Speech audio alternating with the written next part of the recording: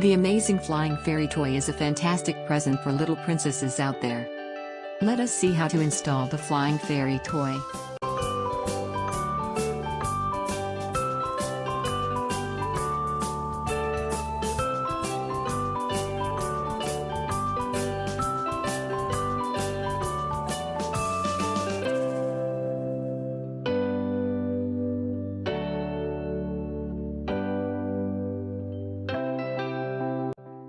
It is very simple and fun to use. Just hold the doll's legs for a few seconds to reach the balance and let go. Infrared technology keeps the fairy flying above your hand. Once the fairy doll starts falling, just put your hand underneath it and it will start flying again automatically. You can get the flying fairy toy through the link in the description below.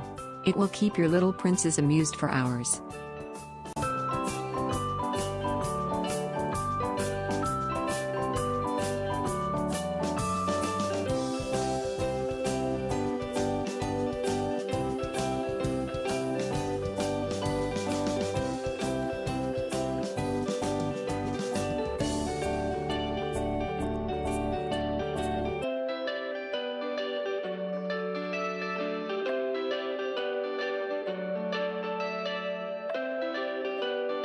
That is all.